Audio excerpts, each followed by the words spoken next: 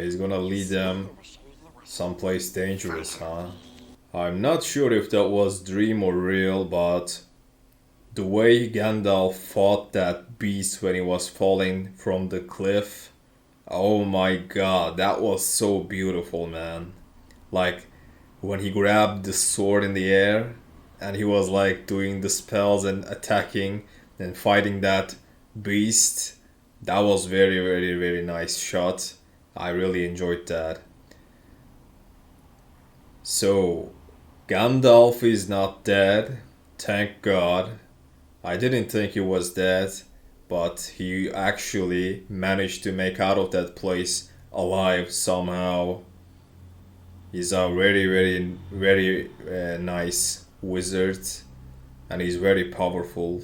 Sam, Frodo, and Gollum, they crossed paths and they met each other, but it was because Gollum he never stopped following them because he's always trying to get to the ring. He calls the ring as precious. Oh my precious! He's always doing that because for years and years he held that ring, and it's almost like it is a part of his body. Like he can never let go of the ring. I think that's what the ring does to its owners. From what I know, in the previous movie, Gandalf said the ring extends the lifespan of the owner. So since Gollum had that ring for God knows how many years, he must be very, very old now, and as you know, the ring changes people. It's almost driven Gollum mad. You know, he like there is like two sides of him. Like he keeps talking to himself. He keeps like he's trying to make the evil voice shut up, but it's not always working. Like the Smeagol part and the Gollum part. The Gollum is like the evil side, and at the end there yeah, he was like the evil side getting a hold.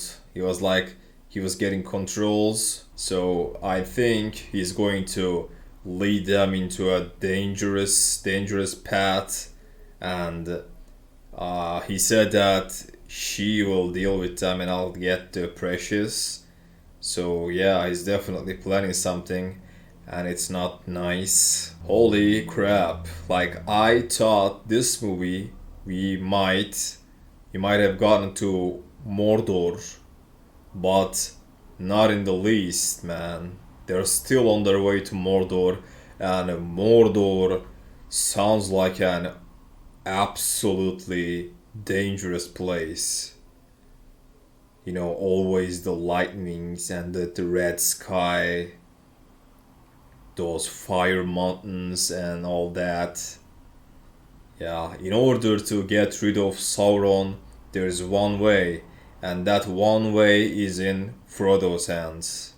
He needs to get to Mount Doom, the Mountain of Fire. Where the ring is forged, he's going to destroy the ring.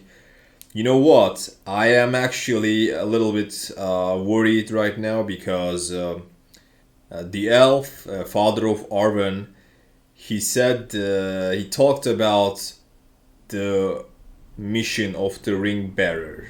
So, and he thought like there will be a point where the ring bearer will have to um, do some sacrifices. So it really got me worried. Is there going to be a point where Frodo will need to sacrifice himself in order to destroy the ring? Because I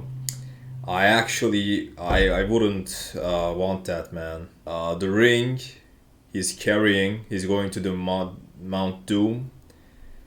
I hope it doesn't come to this, but what if he has to jump into the fire in order to destroy the ring? Like, that's what I was worried about. Can't he just toss the ring into the fire? Would it not be enough? I guess we're going to see in the third movie, in the final movie. Aragorn, Gimli, and Legolas, they were trying to find the other two missing hobbits, and they found their trails, and they tracked them, and the trails led them to Gandalf. It was very, very surprising.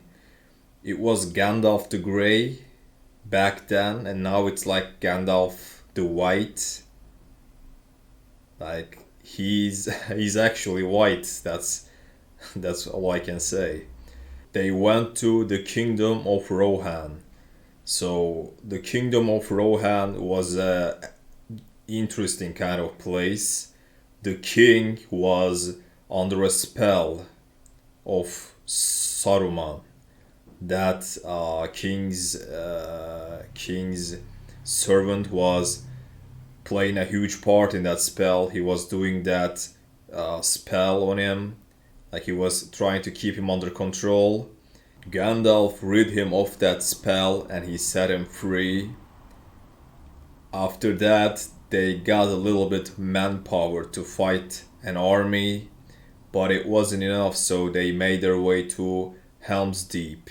The interesting part where Gandalf said the first light of the fifth day look to the east. Like I kept wondering about that. Like why did he say that? You know, there's gonna be a battle. So I was actually wondering like maybe he's gonna bring some allies, maybe he'll bring reinforcements, and that's exactly how it happened. For a second there, when he brought that army, I thought that army was actually Arwen's father's army, but it was the king of Rohan's son's army, the one that was banished because because there was some misunderstanding and he was under spell. So yeah, that was interesting.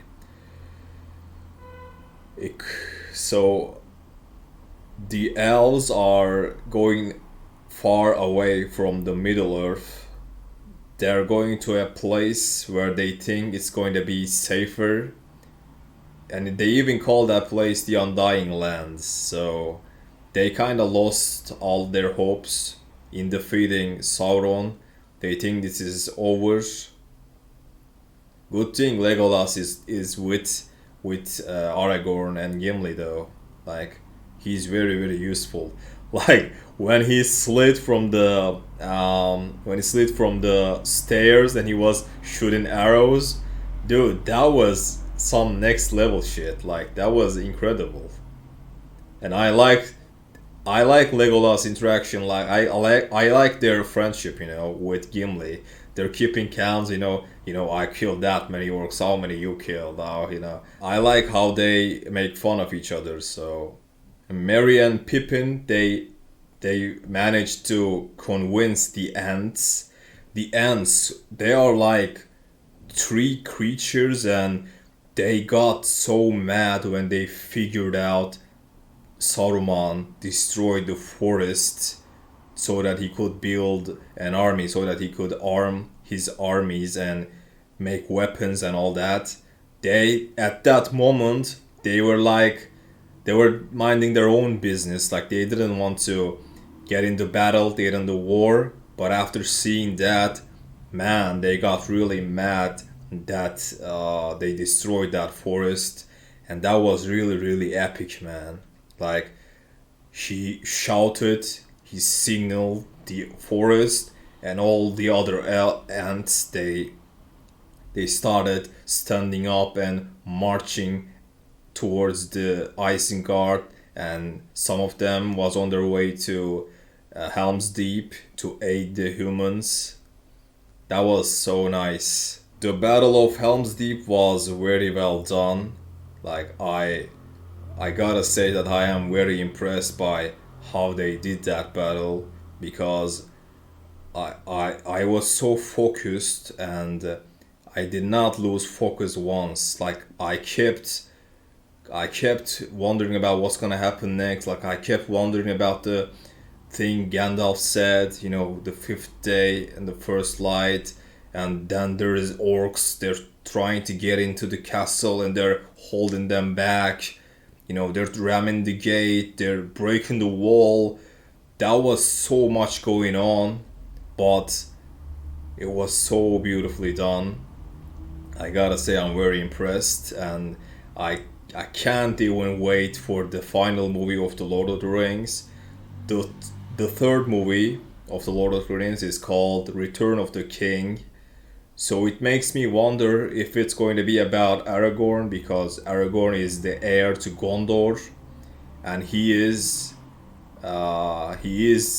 might be the king of humans. He might be the king of Gondor, and he might reunite elves, humans, hobbits, everybody to fight against Sauron. That would be very interesting, and I would really, really like to see that, because I really like Aragorn's character, and I'm really curious about where they're going to go with the story. I guess we're going to see in the third movie. This movie's full-length reaction will be available on my Patreon, and the next movie's reaction will be available for early access. You should check it out. If you enjoyed this video, give this video a like, and if you're not a subscriber, click that subscribe button and become a subscriber. And that's it for today. I'll see you in the next movie.